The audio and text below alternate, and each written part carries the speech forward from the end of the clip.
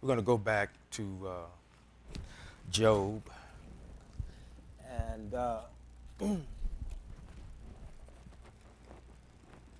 we'll continue on. Uh,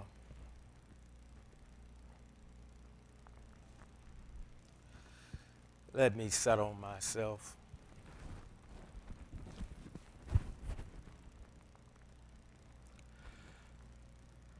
I love you, Lord, and I lift my voice to worship you, oh my soul, rejoice. Take joy, my King, in what you hear. Let it be a sweet, sweet sound in your ear.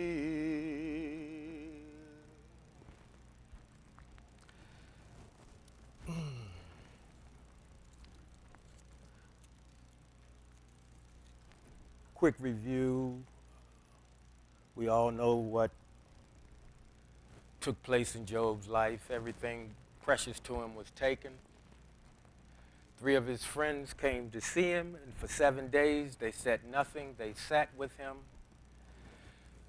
and they commiserated with him silently.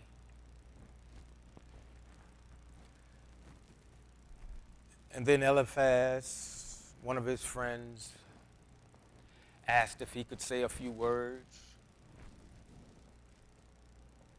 And Job, in his misery,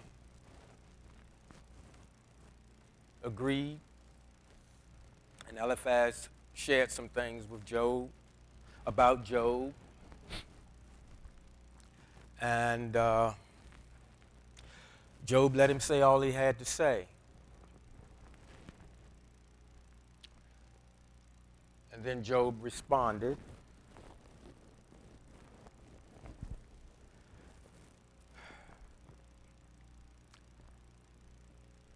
And one key thing, well, he had a lot of good things to say, and the thing that stayed with me most was in 14 of verse 6, Job said, "A friend should be kind to an unhappy man, even to one who abandons Shaddai." And I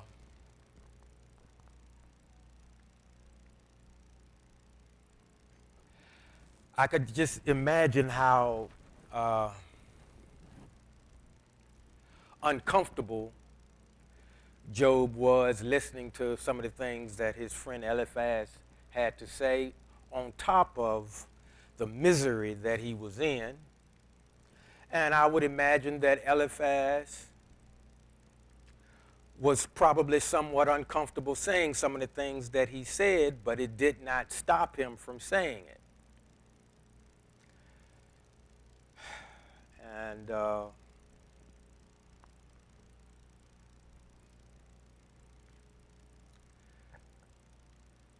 saints, sometimes life is trying. Sometimes life feels insurmountable. It just becomes, it feels overwhelming. And sometimes you just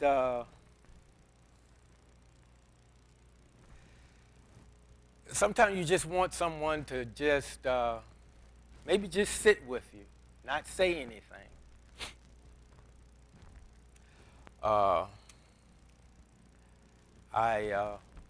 And most of the guys have learned this. Sometimes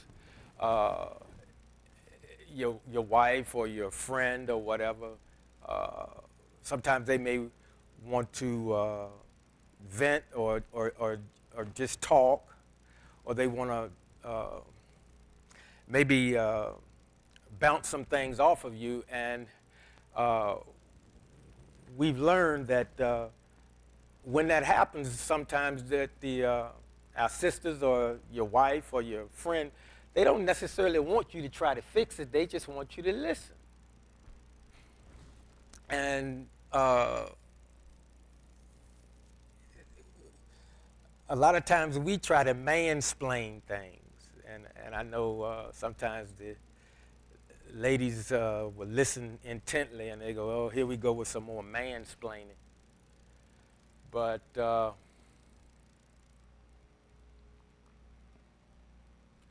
folks, when I said earlier about just being a human being, I meant that I wasn't coming at anybody. I was just saying that it's okay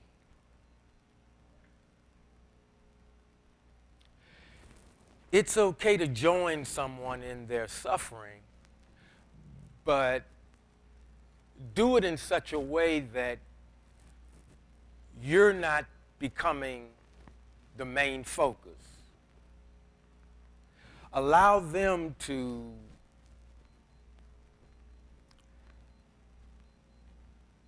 sift through this very, very uncomfortable stage, this very, very uncomfortable time.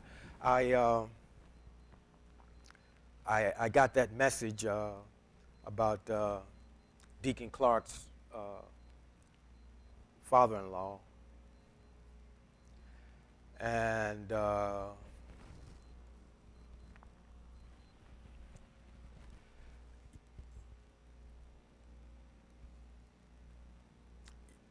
you know, I just shot him a text, and I wasn't looking for him to respond because I just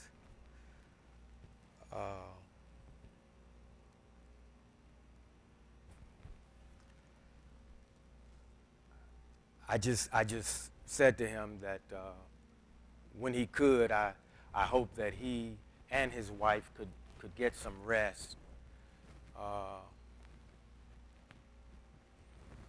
And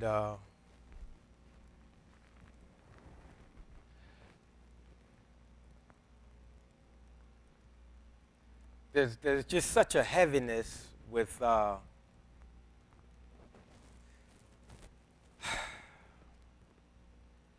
trying to care for loved ones, and you know, it seems that they'll probably end up transitioning out of here, and a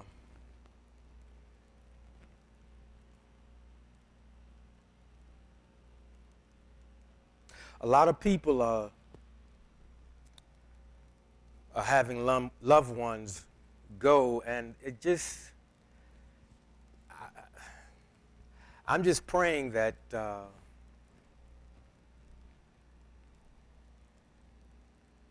this heaviness will lift, and that we can have a period of time where we can be reintroduced into having a space and time of life where there's not so much sickness and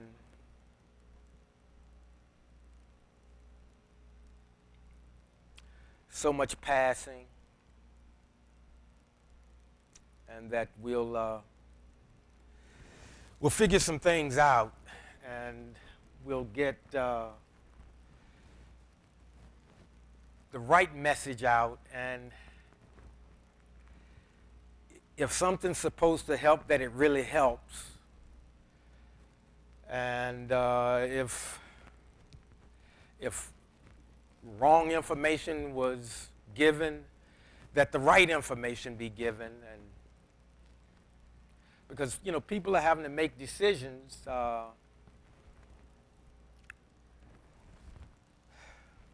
And like I said, there's so many different voices, so many conflicting reports. You know, we're at a state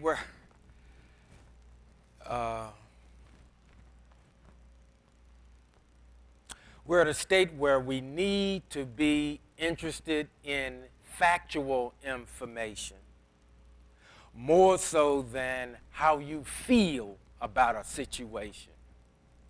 Please be in pursuit of facts. I'm not telling you not to have faith or not to, I mean, your feelings are your feelings, but saints, remember this, feelings are not facts.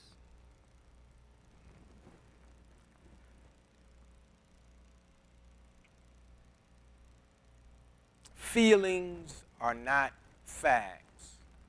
And when it comes to decision making, if you can, do so in a calm manner. Because our emotions, our feelings can tip us one way or another, and we might not make the best decision. Also, in your pursuit of facts, don't necessarily get caught up in the messenger. Because sometimes people that you love may give you incorrect information.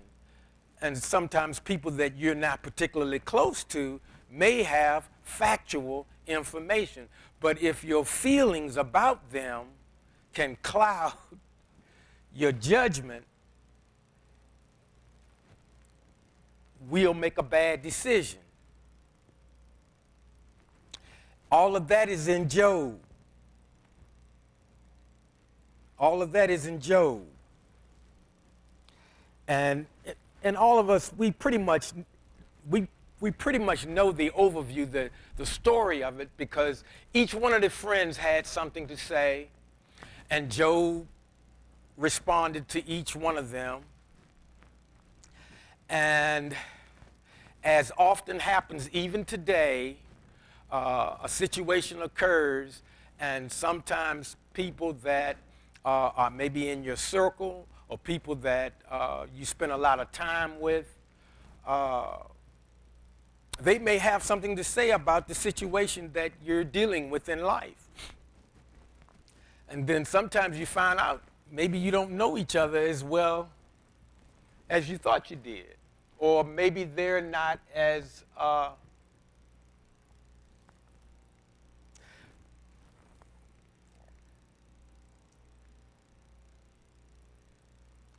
maybe they're not as understanding as you thought they would be. And then maybe you're not as understanding as they thought you would be.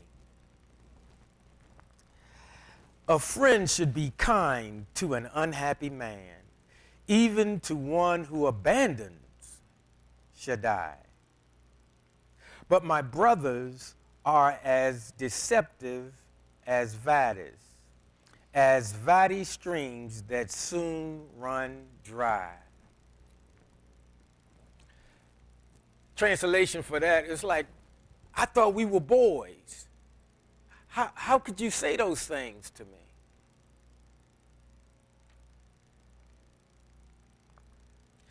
And it appears, I guess, Eliphaz thought they were enough boys or friends or confidants that he could say whatever he could say whatever he had on his heart to say. Because in his mind, he was speaking truth according to Eliphaz. And how many of us as believers have thought we have said something very profound and it was true because we believed it to be true?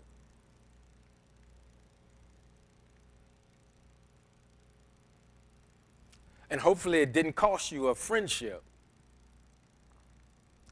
Now, we all know that people do have differences of opinion.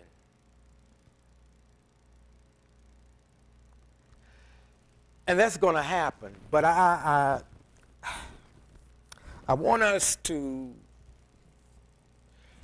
really stop and think about situations where death has occurred. I think we need to be ever, ever, ever so careful. Because, see, we don't know where that person is in dealing with that kind of loss. Remember that. I mean, yes, they're a child of the Most High, and we can expect that they'll conduct themselves a certain way. But we also need to remember they are human.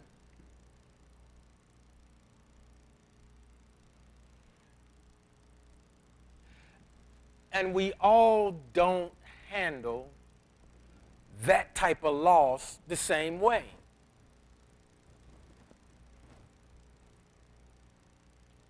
And I guess what I'm trying to say is allow the people or the person to flow the way they want to flow, even if it goes against your theology. Sometimes that may not even be a time for, in your mind, correction.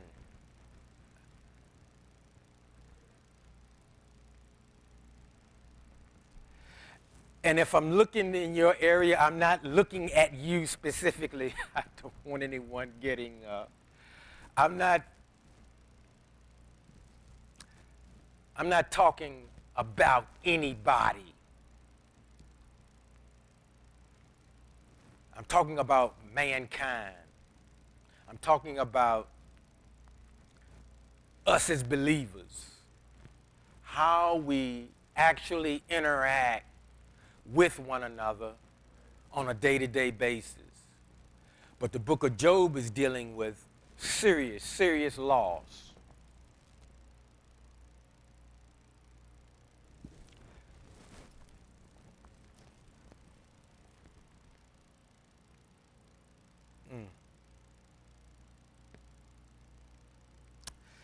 Then he says in 21, he says, "For now you have become like that. Just seeing my calamity makes you afraid. Did I say to you, give me something? Or from your wealth, offer a bribe on my behalf? Or save me from the enemy's grip? Or redeem me from the clutches of oppressors?" And then he says something. He says, "Teach me, and I will be silent. Make me understand how I am at fault." And I thought this was key. See, a lot of times, saints, sometimes when things happen that are adverse, not all of us, but some of us will say, he must have done something. Because we've been taught a certain way. If you do A, B, and C, God will always do D. And saints, that's not true. The Most High will do as he pleases. And I've shared with you before, sometimes when things happen that are unpleasant, it's not always the adversary behind it. Or if the adversary is behind it, where did he get his marching orders?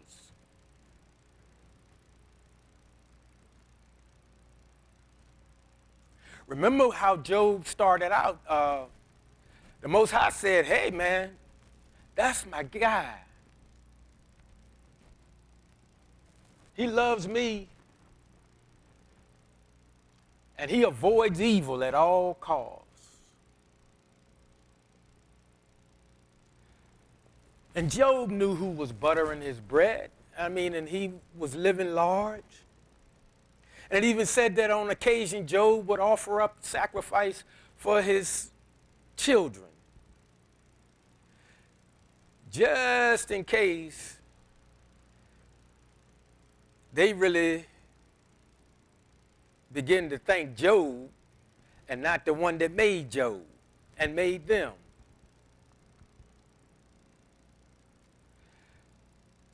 And I'm wondering, when Job did that, did he do that because somebody preached to him, well, if you do this, this, this, and this, God will continually bless you, and everything gonna be all right, the balance of your days?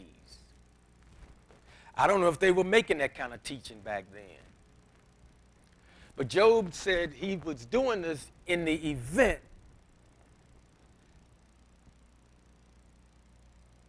his kids didn't really realize where their blessings came from.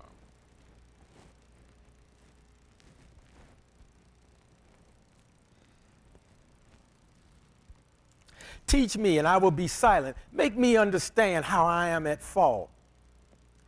Honest words are forceful indeed, but what do your arguments prove? Do you think your own words constitute argument, while the speech of a desperate man is merely wind? I suppose you would even throw dice for an orphan or barter away your friend. Now, that stuff that Eliphaz said, that further. Now, Job has already suffered loss, and then he had to be subjected to what Eliphaz had to say, and he thought Eliphaz was his friend, and Eliphaz was his friend, but sometimes friends do not so smart things to one another, and we say not so kind things to one another.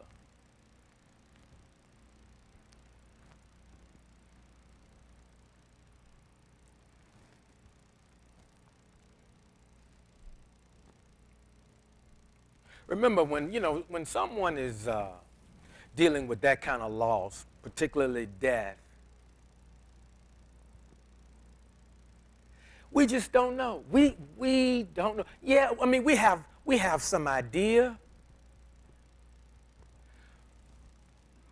but only the one that made them know how they're really going to handle this thing and how they're really going to react.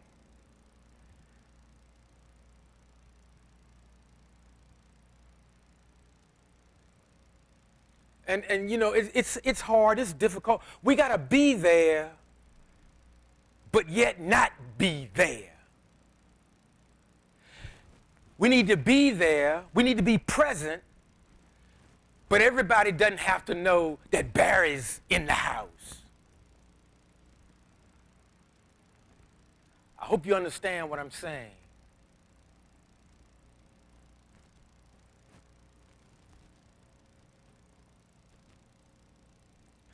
Sometimes, again, still dealing with passing. We were having them almost back to back. I'm talking about EWC. And one of the young sisters, and everybody was stressed out. And we were here, and she was distraught, and she was like, well, I meant to make it to so-and-so and so-and-so's, and then she was kind of beating herself up, and I mean, everybody was tore up, and I just had the opportunity to share, but I said, listen, people going through that kind of thing, they don't know who came. They don't know who didn't come. And guess what? It's really not that big a deal to them at that moment. It really isn't. I mean, saints, sometimes it's almost like, here again, we think, I want you to know I was there. Like, oh, okay.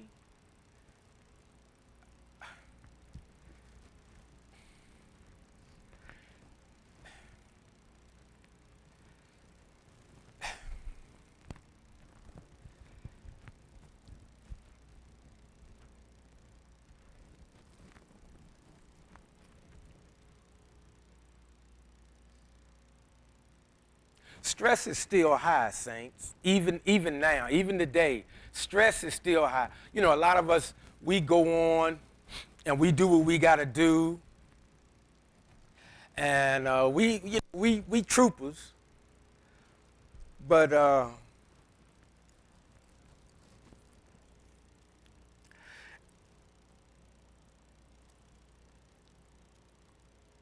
sometimes that cloud's not going to lift until we really take some time and I guess get with our maker. And if you still got questions, ask the questions.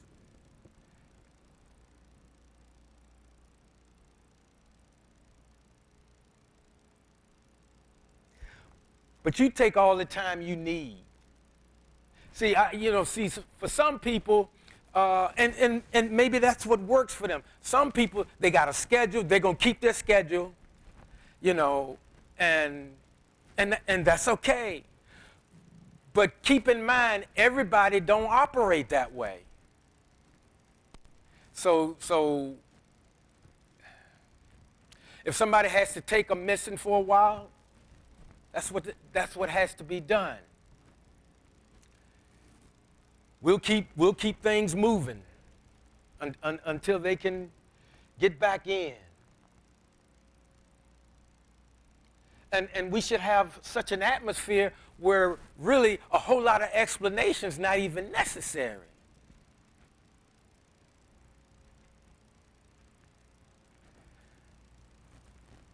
And that goes back to just being a decent human being, not a super believer, just being a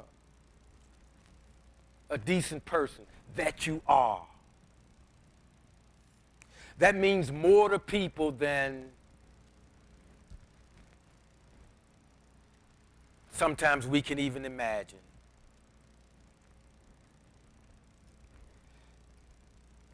Let me go to 7.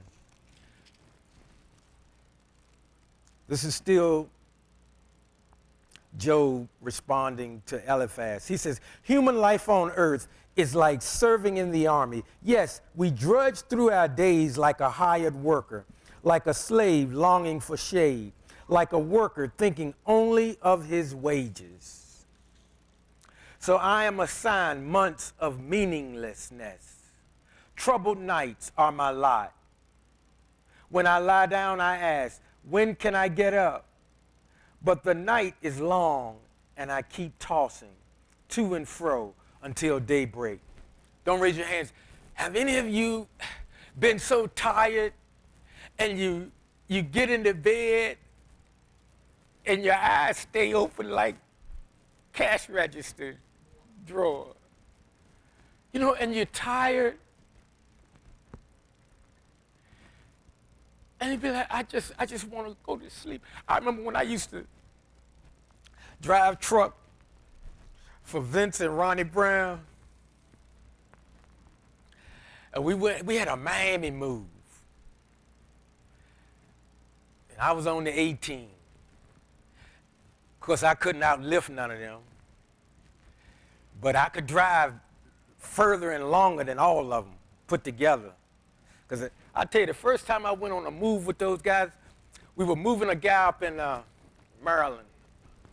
And they came out. I had to move back in with my parents. They came out, drove the truck out to Glen Allen. I'm all excited. I said, man, I went from a high-level executive to a truck driver in a moving company. Way to go, Barry. No, I was glad for that. And they pulled up, knocked on the door. I came on out. I said, y'all ready to go? They said, yeah, man, you drive. I said, all right. And I'm not joking. Before we got out the neighborhood, they both were asleep.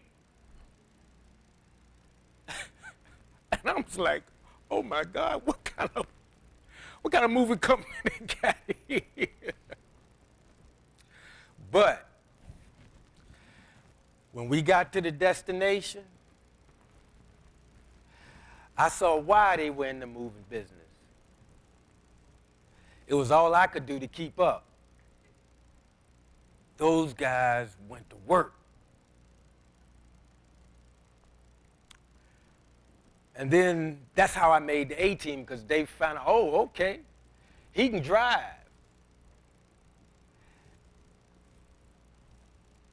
And I've driven everywhere for them. And I would get back and I would be so tired, I actually dreamt I was still driving the truck, and I woke up because I was afraid, because I really thought I was still driving and that I had fallen asleep at the wheel. Now that's dangerous. Now I was in my bed, asleep, but I thought I was still driving the truck. And see, some of you, in keeping your schedule, folks, you got to get some sleep sometime. And a lot of us are doing stuff because we think if we don't get it done, it ain't going to get done, and it ain't going to get done right. Get yourself some sleep when you can. Like I told the fellas, I'm going to tell this to the congregation. This is for the ladies too. Listen, don't let people try to throw off on you like you are superhuman. Ladies, you're not superwoman. Men, you're not Superman. And you don't have to be. People do that because they want you to carry some of their load. So they always complimenting you on how you do this and do that and do this. And so then you feel, when they ask me to do something, I can't let them down. Yes, you can. Sometimes you need to. See, saints, sometimes, listen.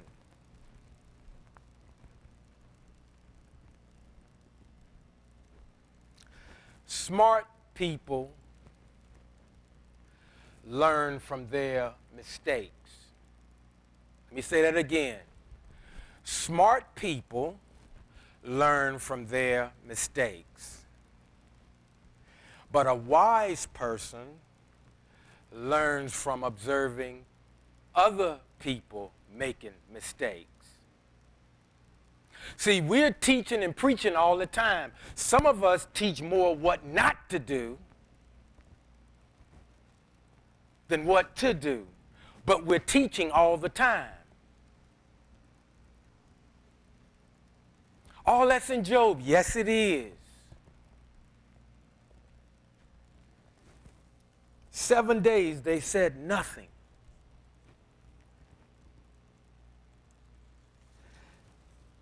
Seven days. But the night is long, and I keep tossing to and fro until daybreak. My flesh is clothed with worms and dirt. My skin forms scabs that ooze pus. This gal is in agony. This is terrible.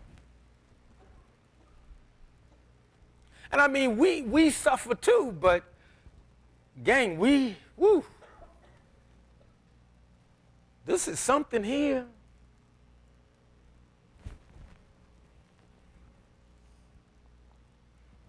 My days pass more swiftly than a weaver's shuttle and come to their end without hope. Remember that my life is but a breath. My eyes will never again see good times. Oh my goodness.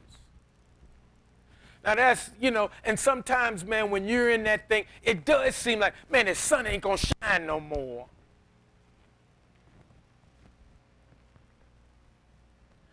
And again, being honest, that's not when you want somebody to come up there, oh, Barry, chin up, get your chin up, I don't need an attaboy at that time. Let people Let people wallow for a while. Do we have to let them live their life?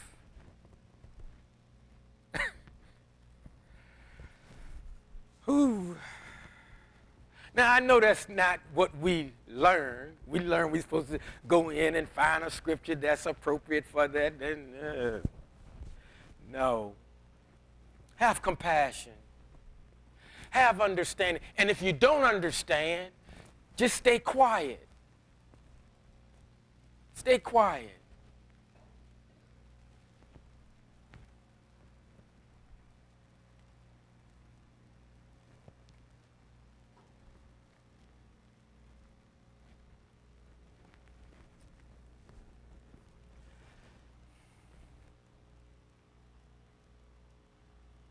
Listen at this in 11. He says, therefore, I will not restrain my mouth, but will speak in my anguish of spirit and complain in my bitterness of soul. Now, see, again, today's saints will say, man, you making negative confession. That's how the brother feel. That's what he's dealing with right then and there. This negative confession stuff. Negative confession is a part of life.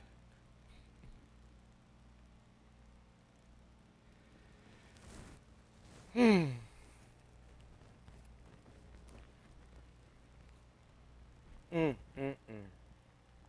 please, I'm not fussing. I'm not. It's just our brothers and sisters, they need us, but they need us when they need us, if that makes any sense. See, this thing about, well, you know, I found out this happened, so therefore I got to do this, and this. Maybe that's not the time for that. And maybe that's not the time for you to spring into action.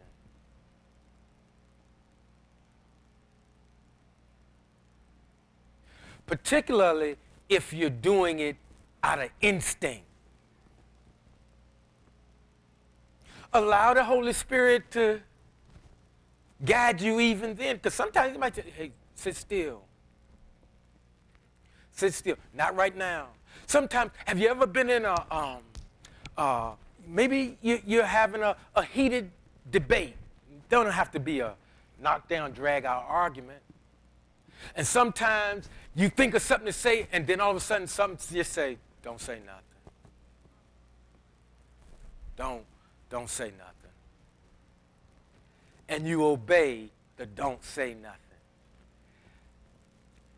And sometimes that tension just leaves.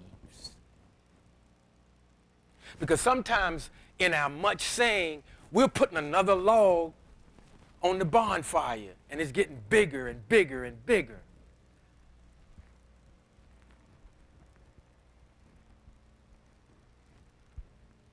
You know, sometimes when you're heartbroken, you don't even have words, and so all you can do is you can just moan, you know?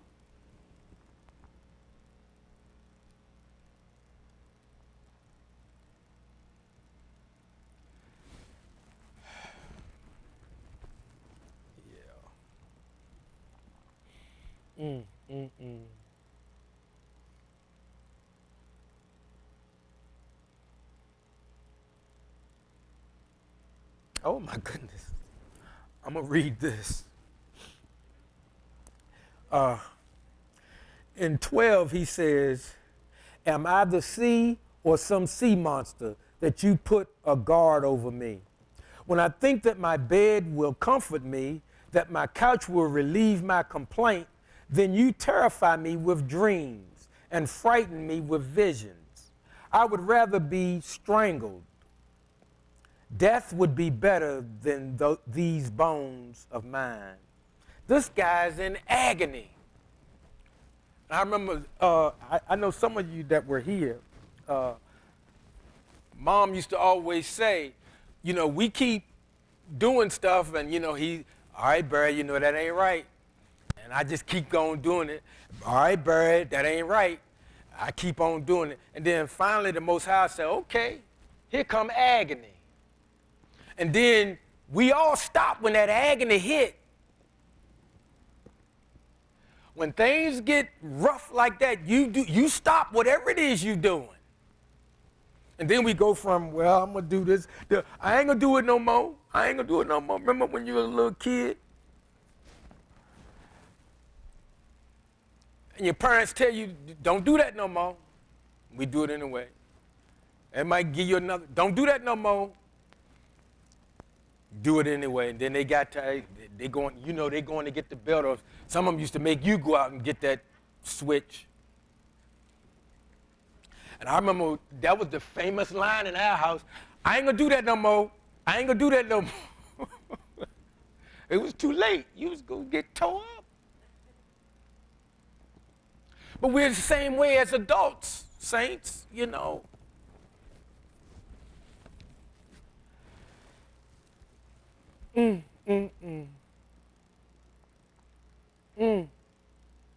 Listen to this. In 17, he says, what are mere mortals that you make so much of them? Why do you keep them on your mind? Why examine them every morning and test them every moment? Won't you ever take your eyes off me, at least long enough for me to swallow my spit? Now, I'm going to tell you something. He was responding to Eliphaz. But you know what? Job was also talking to the Most High. Now, do some more research. Because remember, now this is what happened. Eliphaz said, man, I remember when you was living large, I seen you help people. I seen you do this. I seen you heal the sick. I seen you raise the dead. I seen, all of that stuff that we learn. And now, as soon as a little trouble come your way, a little trouble, everything the guy had is gone.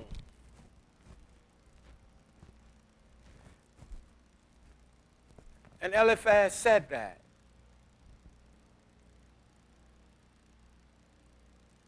And while I was reading this stuff, and then it got me to thinking, I said, sometimes you got to be careful. And again, I'm not trying to stir up anything, but sometimes be careful of somebody that always want to hang around you all the time. Because you'd be surprised. See, sometimes people that we think, oh, they just adore me. Maybe not. I'm not saying that they don't. I'm saying it's possible.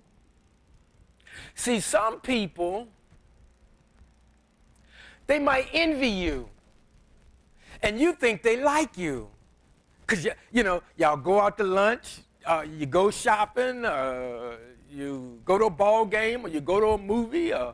We like a lot of the same things. Well, really?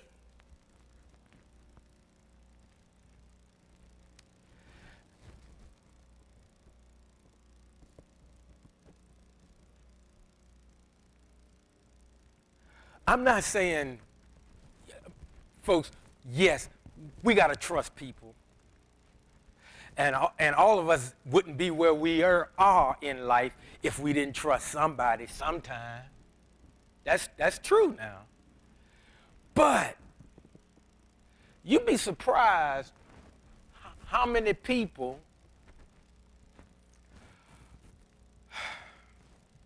what do they call it? Following somebody on Facebook or whatever. Yeah, all of this stuff. Listen, all of those people aren't following you because they like you. Some of them are following you so that when calamity falls, they'll say, I saw it. I'm telling you, people are kind of weird sometimes.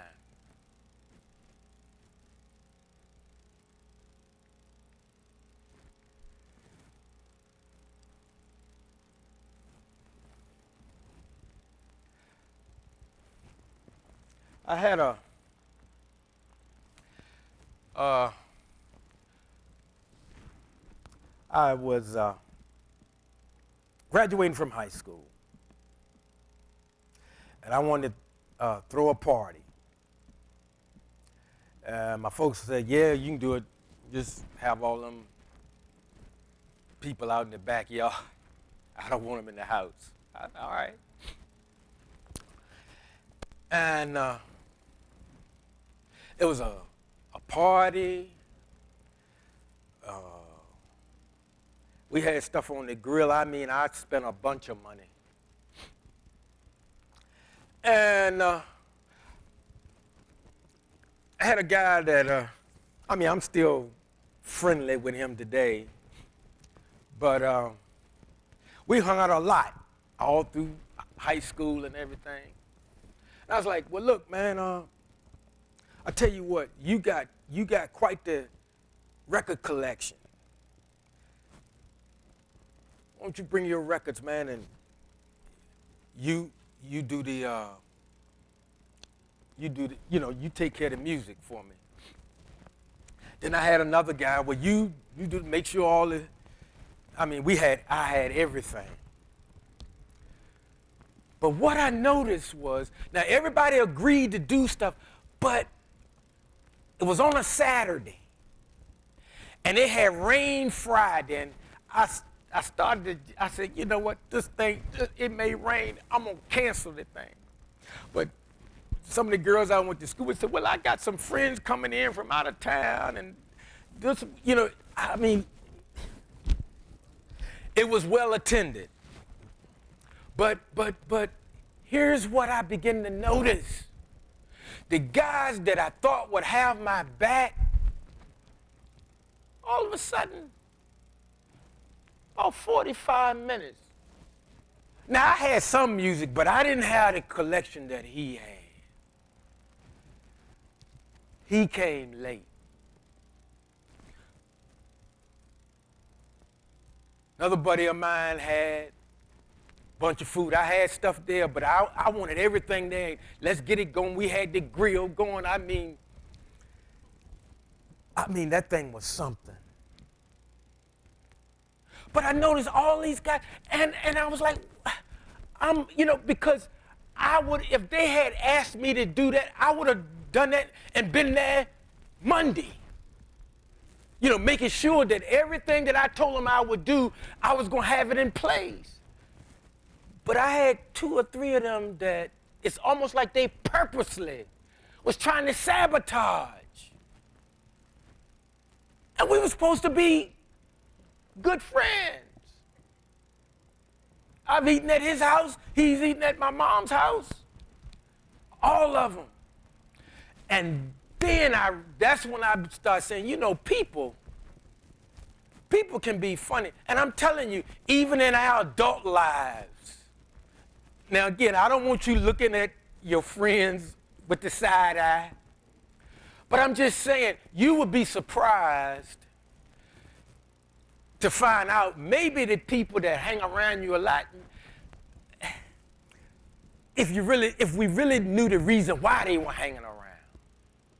Because I'm telling you, some people will do that just so they can be there the day that something unpleasant happens.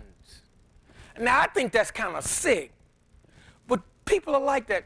Muhammad Ali, I remember, it was a lady that used to come to all of his fights, and see, he thought she really liked the way he boxed, and we all know he was an excellent boxer. And so he had just beat somebody else, and he was coming out the ring, and the lady was down there at ringside, and he said to her, he stopped, and he said, ma'am, I see you come to all my fights, thinking that she was a real fan. And she said, yes, I do. A very wealthy woman. She said, yes, I come to all of your fights because I want to be there the night somebody shuts your mouth. That's what she told her. And I'm telling you, folks, There's some people that might be feeling the same way about some of us.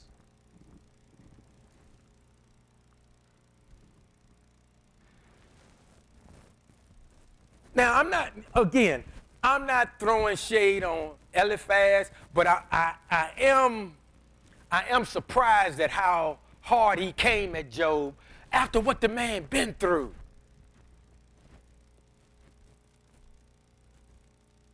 My goodness.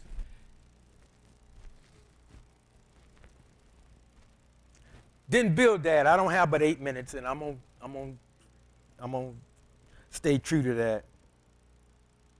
Ooh, I was gonna go to Bildad, but let me look in verse 20. Listen to what Job said. Suppose I do sin. How do I harm you, you scrutinizer of humanity? Why have you made me your target so that I am a burden to you? Why don't you pardon my offense and take away my guilt? Now, you know, earlier I said, yes, he was responding to Eliphaz. But what did I say? I said he was talking to the Most High. Eliphaz can't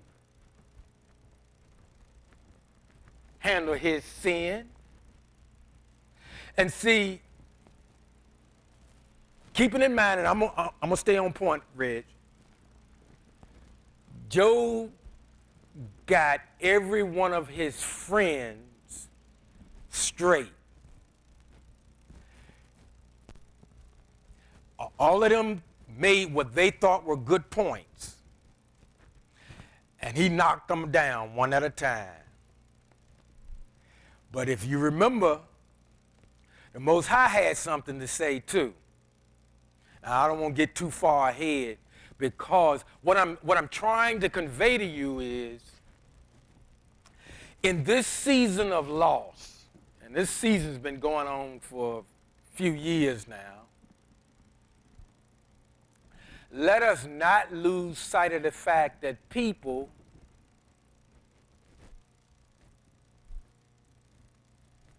are devastated, and they may not be ready to hop back on the horse and get things ready for the next bake sale. Or they may not want to go see so-and-so and so-and-so and so-and-so. Or they may not want to read this book that you got. 15 more ways to get something out of the Most High. You know, they might just want to sit in the state that they're in, not that they enjoy it. They're trying to understand it. They're asking in their heart and mind, why? Father, this hurts. Father, this is painful. Father, I feel alone. And I know, and we all know, we're not alone. But at that time, you feel alone. I was telling somebody a while back, every time I think about it, you know, the fact that, you know, mom and dad are gone, I feel like an orphan. Man, you're 65 years old, going on 66 in a little bit, but, you know, that's all right.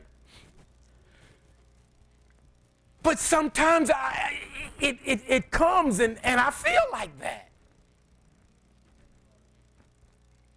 You know, I feel like that. Now, I'm not saying that to elicit pity.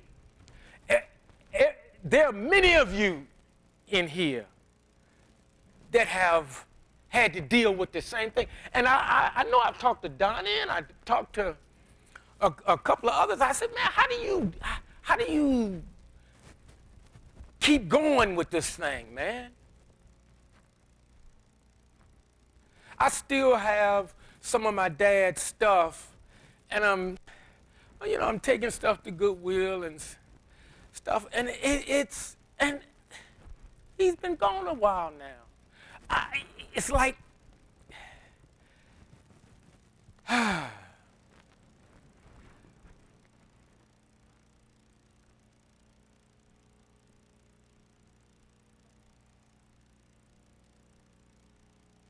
I know I'm not the only one that's still dealing with loss. So I'm not saying that for my benefit.